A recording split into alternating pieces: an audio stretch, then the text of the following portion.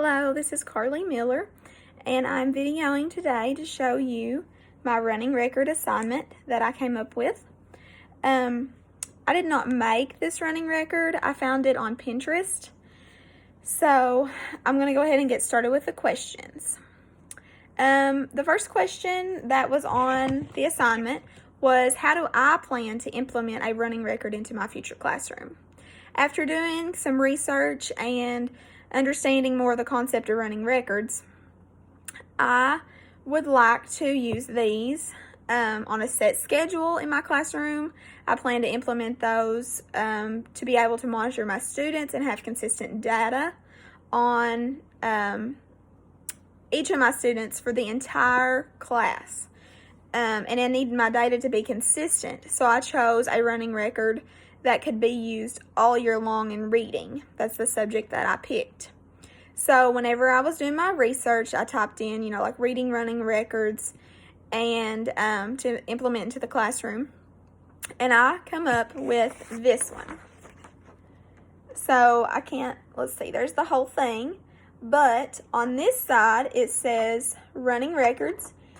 And you have a place to put your title.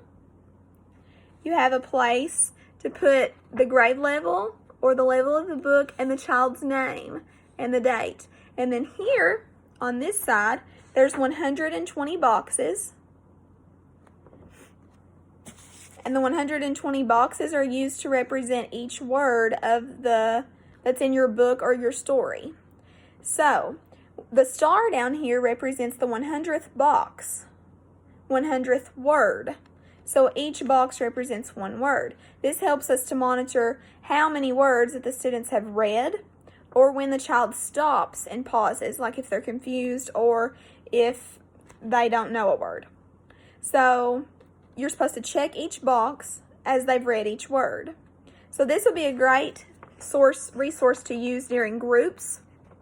I thought like during small group time, or if you pulled the students over one-on-one and give them extra assistance, or if you were working on a certain unit book, or just a book that you had been practicing reading, like decodable readers in class with your students.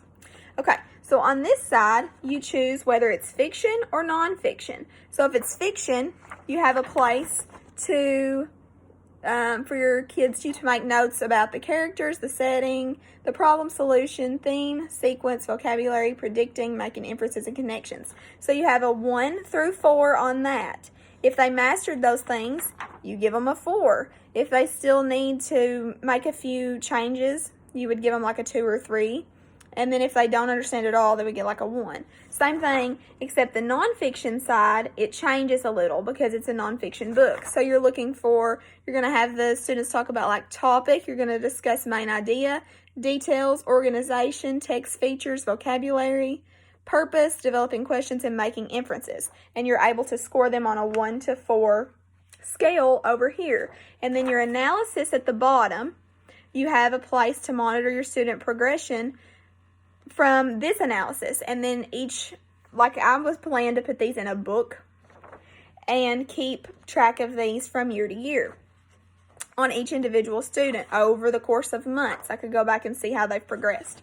So down here at the bottom on my analysis, there's a place for number of words, number of errors, number of self-corrections, error rate, self-correction rate, and accuracy rate.